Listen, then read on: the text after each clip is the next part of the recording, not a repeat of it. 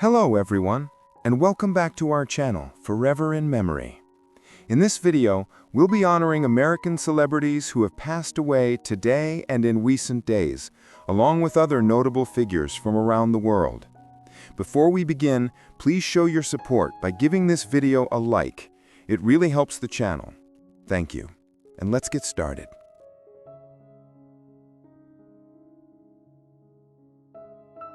Glenn Allison was an American 10-pin bowler who passed away at the age of 95. Known as one of the sport's true legends, he was celebrated for his remarkable skill, precision, and longevity on the lanes. Often called Mr. 900, he made history in 1982 when he rolled a perfect 900 series during league play, an achievement that became a symbol of excellence and controversy when it was not officially recognized by the governing body at the time. His dedication, sportsmanship, and calm mastery of technique inspired generations of bowlers across the United States and beyond. Born in 1930 in California, Allison's name became synonymous with perseverance and perfection in bowling, leaving behind a legacy that continues to shape the sport's history. Carolyn Cheeks Kilpatrick was an American politician who passed away at the age of 80. A distinguished member of the United States House of Representatives from 1997 to 2011, she was known for her firm advocacy of education, economic development, and equal opportunity. Representing Michigan's 13th Congressional District, she became a respected voice for Detroit and its communities, working tirelessly to secure federal support for urban renewal and social justice initiatives. Before her time in Congress, she served in the Michigan House of Representatives, where her leadership and commitment to public service earned her wide recognition. Born in Detroit in 1945, Carolyn Cheeks Kilpatrick dedicated her life to empowering underserved communities and championing fairness in governance, leaving a legacy of strength, dignity, and progress in American politics. Djilali Selmi was an Algerian footballer who passed away at the age of 79. Renowned for his skill, discipline, and deep understanding of the game, he was among the early figures who helped shape the foundation of Algerian football after independence.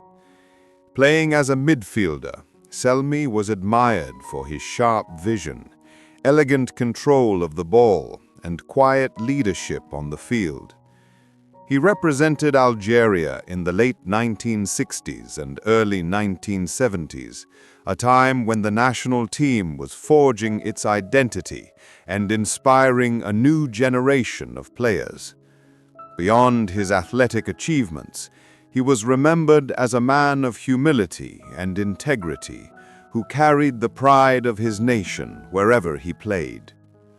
Born in 1946 in Algeria, Djilali Selmi left a lasting imprint on the country's sporting history, symbolizing passion, perseverance, and national pride. Khalid Bešlić was a Bosnian-Croatian folk singer who passed away at the age of 71. Known for his deep, emotive voice and heartfelt performances, he became one of the most beloved figures in the musical heritage of the Balkans.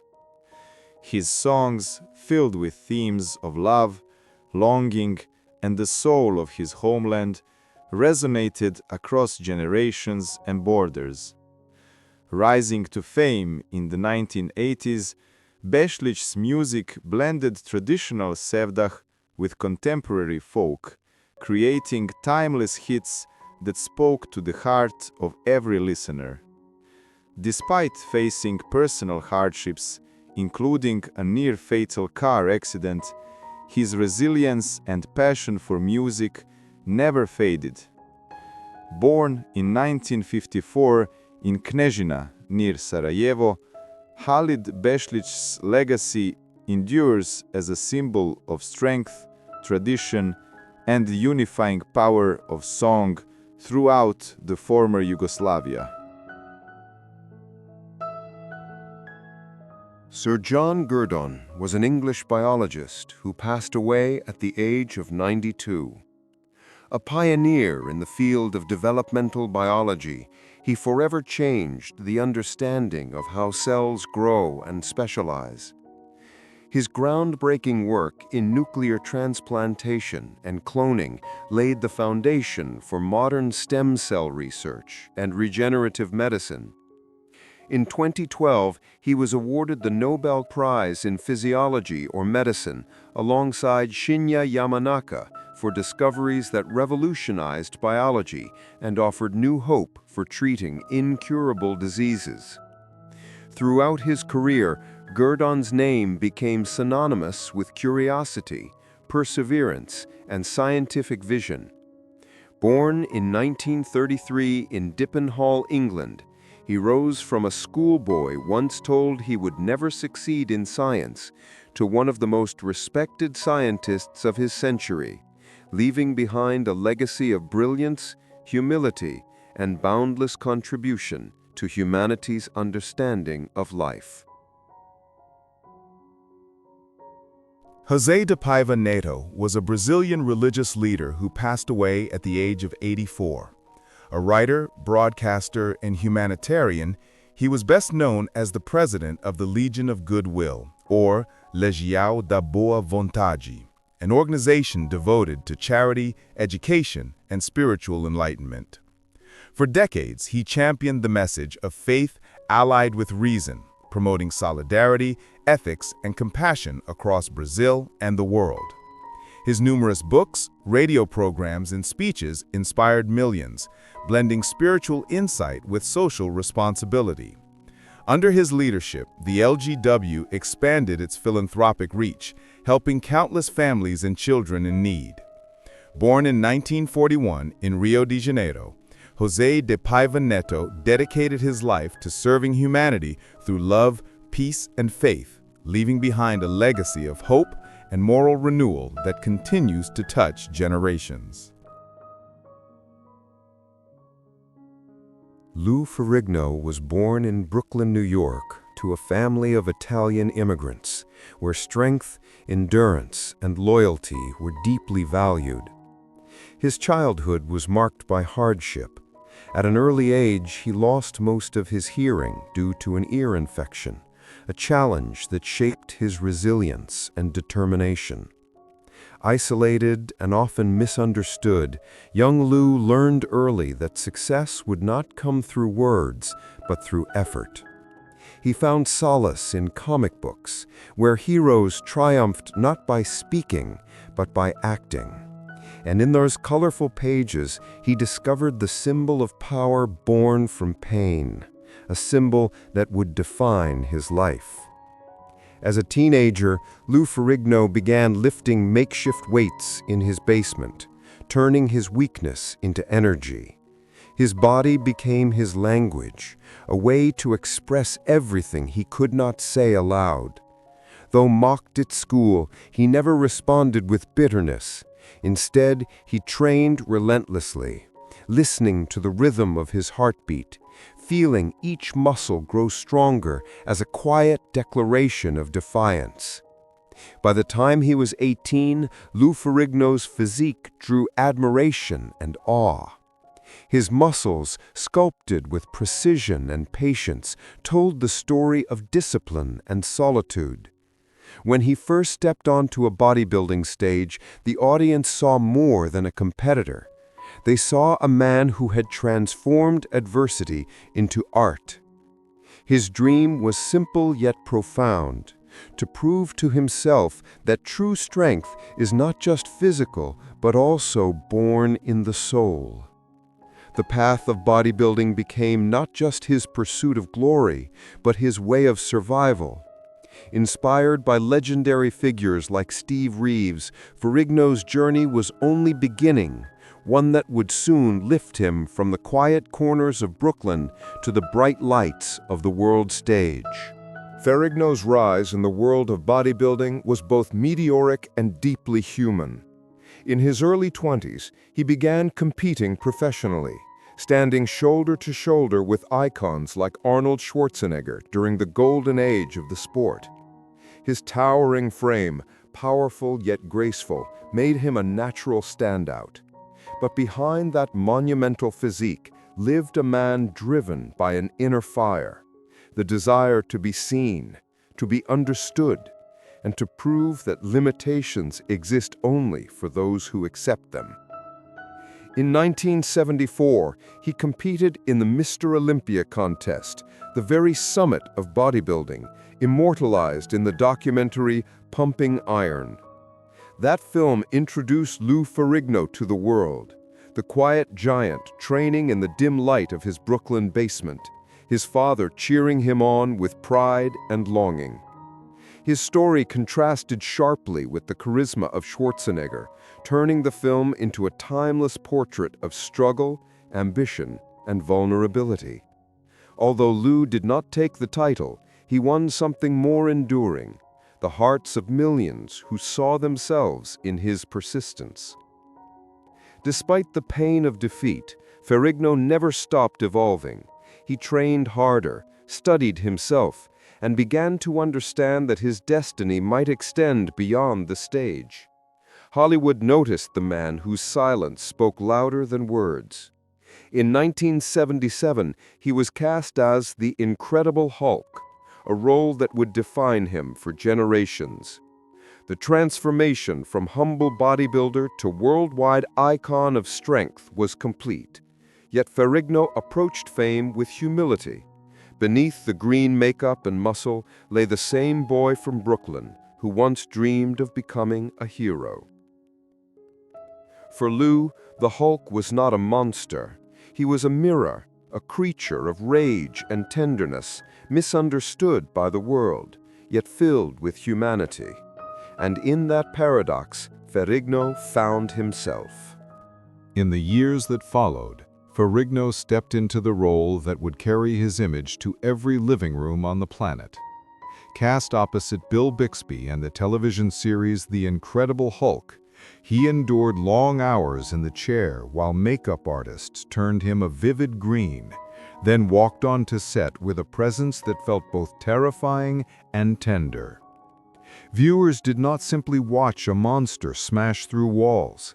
They saw a man wrestling with rage, isolation, and the wish to be understood. Inside that contrast lived the power of Ferrigno's performance. He moved with the weight of a burdened heart and the caution of someone who knew what it meant to be judged on first sight.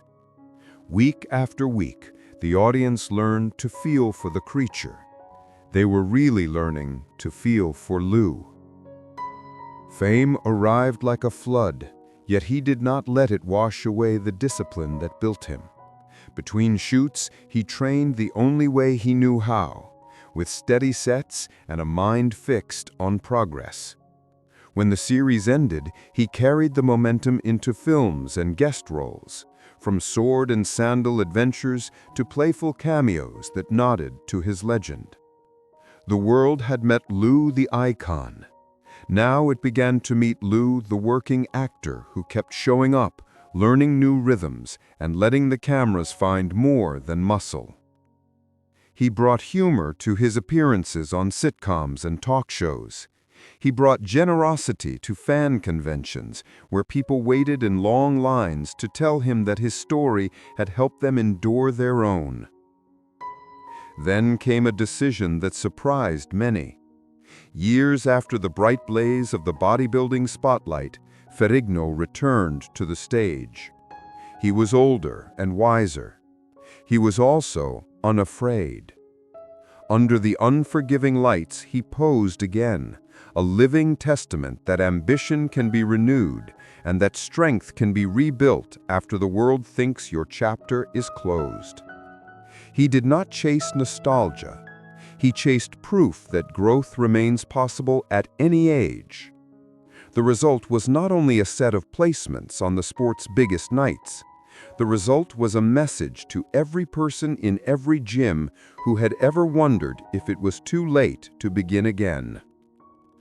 Off stage, he worked on another kind of transformation.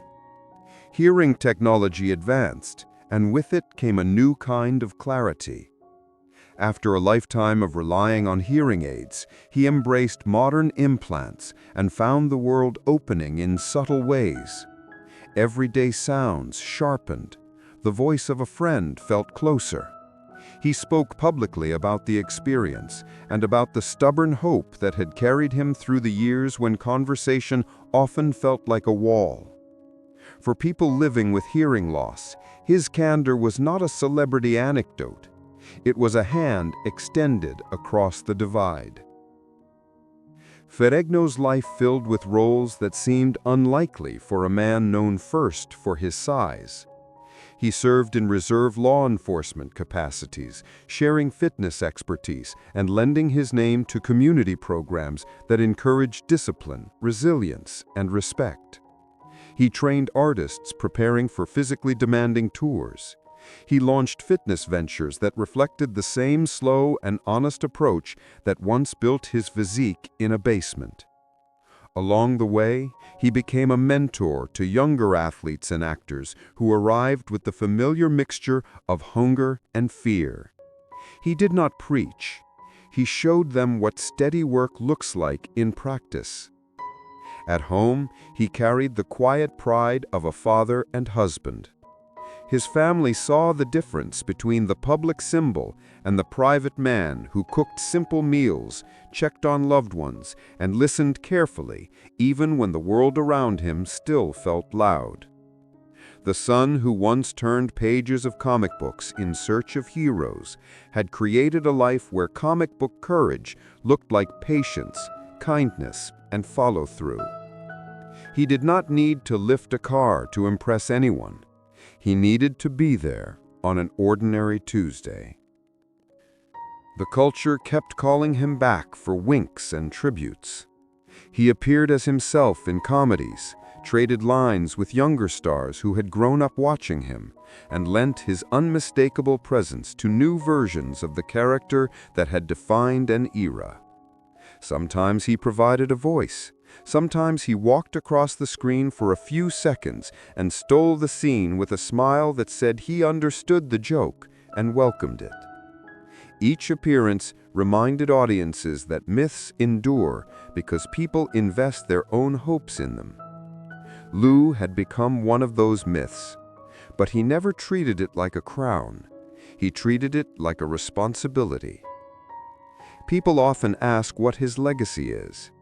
They expect an answer about the television show or the trophies. Those matter. They are chapters written in bright ink. Yet the deeper legacy lives in a quieter place. It lives in the kid who is different and decides to pick up a weight instead of hiding.